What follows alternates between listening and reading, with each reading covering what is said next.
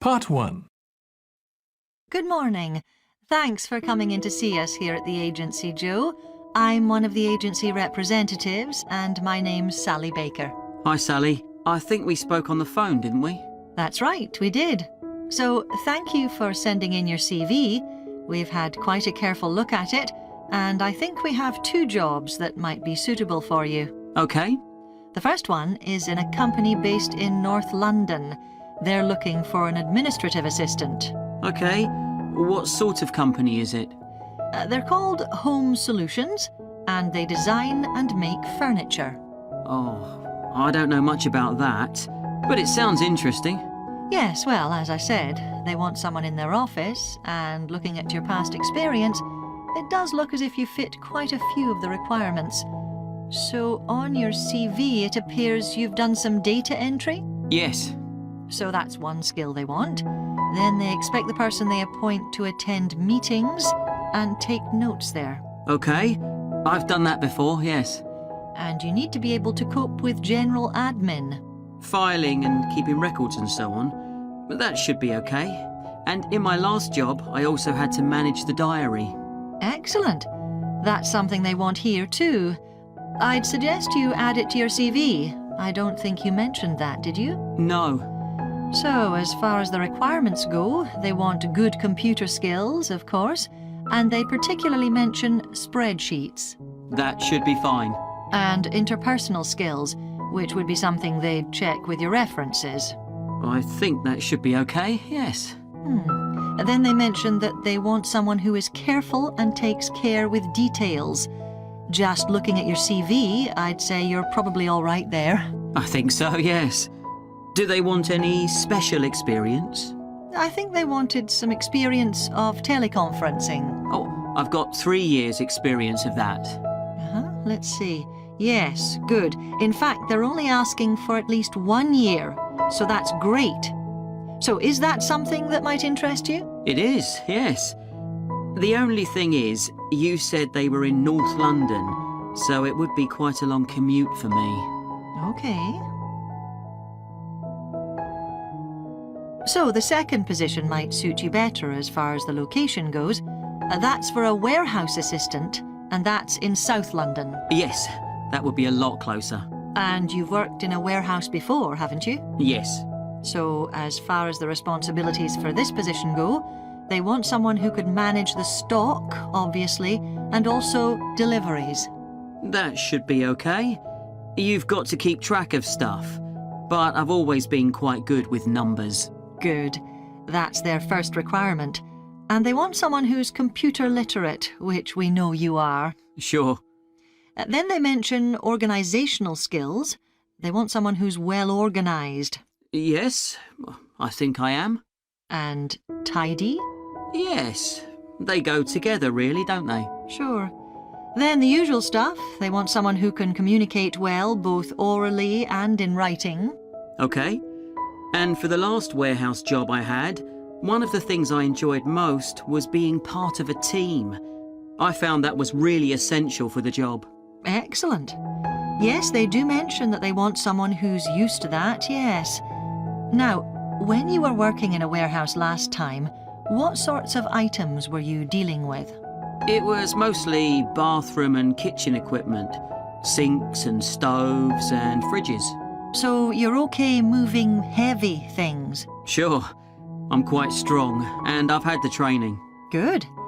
Now, as far as experience goes, they mention they want someone with a licence and that you have experience of driving in London, so you can cope with the traffic and so on. Yes, no problem. And you've got experience of warehouse work. And the final thing they mention is customer service. I think, looking at your CV, you're okay there. Right. So, what about pay? Can you tell me a bit more about that, please? Part 2. My guest on the show today is Alice Riches, who started the Street Play scheme where she lives in Beechwood Road. For those of you that don't already know, Street Play involves local residents closing off their street for a few hours so that children have a chance to play in the streets safely. She started it in her own street, Beechwood Road, and the idea caught on. And there are now street play schemes all over the city. So when did you actually start the scheme, Alice? Well, I first had the idea when my oldest child was still a toddler. So that's about 6 years ago now. But it took at least 2 years of campaigning before we were actually able to make it happen. So the scheme's been up and running for 3 years now. We'd love to be able to close our road for longer, for the whole weekend, from Saturday morning until Sunday evening, for example. At the moment, it's just once a week. But when we started, it was only once a month. But we're working on it. So what actually happens when Beechwood Road is closed? We have volunteer wardens, mostly parents, but some elderly residents too, who block off our road at either end. The council have provided special signs, but there's always a volunteer there to explain what's happening to any motorists. Generally, they're fine about it. We've only had to get the police involved once or twice. Now, I should explain that the road isn't completely closed to cars, but only residents' cars are allowed. If people really need to get in or out of Beechwood Road, it's not a problem as long as they drive at under 20 kilometres per hour. But most people just decide not to use their cars during this time, or they park in another street. The wardens are only there to stop through traffic. So can anyone apply to get involved in street play? Absolutely. We want to include all kids in the city, especially those who live on busy roads. It's here that demand is greatest. Obviously, there isn't such demand in wealthier areas where the children have access to parks or large gardens, or in the suburbs where there are usually more places for children to play outside. I'd recommend that anyone listening who likes the idea should just give it a go. We've been surprised by the positive reaction of residents all over the city. And that's not just parents. There are always a few who complain, but they're a tiny minority. On the whole, everyone is very supportive and say they're very happy to see children out on the street, even if it does get quite noisy. There have been so many benefits of street play for the kids. Parents really like the fact that the kids are getting fresh air instead of sitting staring at a computer screen, even if they're not doing anything particularly energetic. And of course, it's great that kids can play with their friends outside without being supervised by their parents. But for me, the biggest advantage is that kids develop confidence in themselves to be outside without their parents. The other really fantastic thing is that children get to know the adults in the street. It's like having a big extended family. It certainly does have a lot of benefits. I want to move on now and ask you about a related project in King Street. Right. Well, this was an experiment I was involved in, where local residents decided to try and reduce the traffic along King Street, which is the busiest main road in our area, by persuading people not to use their cars for one day. We thought about making people pay more for parking, but we decided that would be really unpopular. So instead, we just stopped people from parking on King Street, but left the other car parks open. It was surprising how much of a difference all this made. As we'd predicted, air quality was significantly better. But what I hadn't expected was how much quieter it would be, even with the buses still running. Of course, everyone said they felt safer, but we were actually amazed that sales in the shops went up considerably that day. We thought there'd be fewer people out shopping, not more. That's really interesting. So the fact that the streets... Part 3. Tom, could I ask you for some advice, please? Yes, of course. If you think I can help. What's it about? It's my first media studies assignment, and I'm not sure how to go about it. You must have done it last year. Is that the one comparing the coverage of a particular story in a range of newspapers? That's right. Oh, yes. I really enjoyed writing it. So, what sort of things do I need to compare? Well, there are several things. For example, there's the question of which page of the newspaper the item appears on. You mean because there's a big difference between having it on the front page and the bottom of page 10, for instance? Exactly. And that shows how important the editor thinks the story is. Then there's the size. How many column inches the story is given. How many columns it spreads over. And I suppose that includes the headline. It certainly does. It's all part of attracting the reader's attention. What about graphics? Whether there's anything visual in addition to the text? Yes, you need to consider those too, because they can have a big effect on the reader's understanding of the story. Sometimes a bigger effect than the text itself.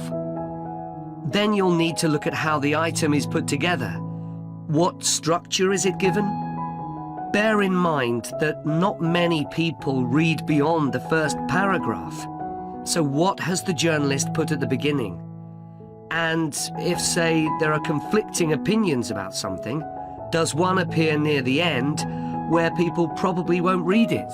And newspapers sometimes give wrong or misleading information, don't they? Either deliberately or by accident. Should I be looking at that too? Yes, if you can. Compare what's in different versions. And as far as possible, try and work out what's true and what isn't. And that relates to a very important point. What's the writer's purpose? Or at least the most important one, if they have several. It may seem to be to inform the public, but often it's that they want to create fear or controversy, or to make somebody look ridiculous. Gosh, I see what you mean. And I suppose the writer may make assumptions about the reader. That's right. About their knowledge of the subject, their attitudes, and their level of education, which means writing so that the readers understand without feeling patronized. All of that will make a difference to how the story is presented. Does it matter what type of story I write about? No. National or international politics, the arts, anything, as long as it's covered in 2 or 3 newspapers. Though, of course, it'll be easier and more fun if it's something you're interested in and know something about. And on that basis, a national news item would be worth analysing. I'm quite keen on politics, so I'll try and find a suitable topic.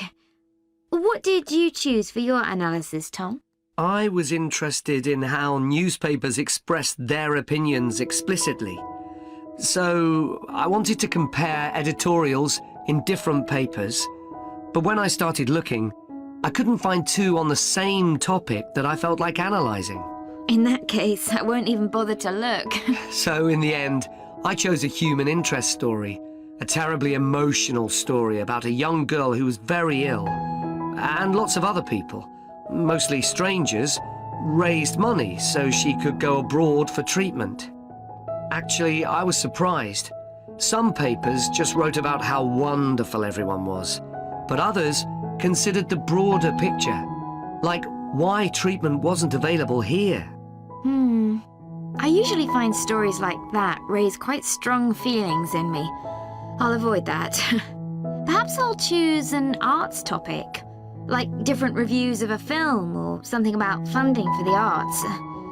I'll think about that. Yes, that might be interesting. Okay, well, thanks a lot for your help, Tom. It's been really useful. You're welcome. Good luck with the assignment, Hazel. Part 4. Nowadays, we use different products for personal cleanliness, laundry, dishwashing, and household cleaning. But this is very much a 20th century development.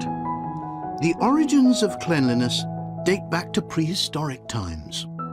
Since water is essential for life, the earliest people lived near water and knew something about its cleansing properties, at least that it rinsed mud off their hands.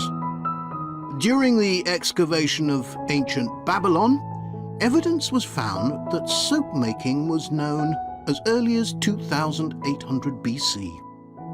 Archaeologists discovered cylinders made of clay, with inscriptions on them saying that fats were boiled with ashes.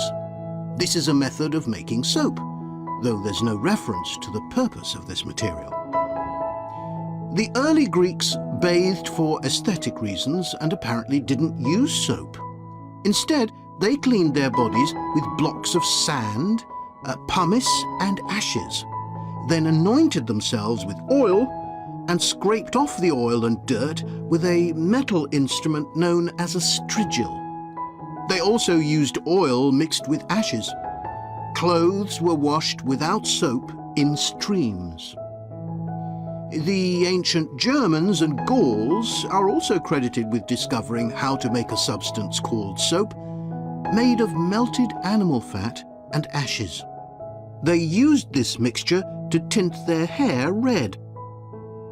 Soap got its name, according to an ancient Roman legend, from Mount Sapo, where animals were sacrificed, leaving deposits of animal fat. Rain washed these deposits, along with wood ashes, down into the clay soil along the river Tiber. Women found that this mixture greatly reduced the effort required to wash their clothes. As Roman civilization advanced, so did bathing. The first of the famous Roman baths, supplied with water from their aqueducts, was built around 312 BC. The baths were luxurious, and bathing became very popular. And by the 2nd century AD, the Greek physician Galen recommended soap for both medicinal and cleansing purposes.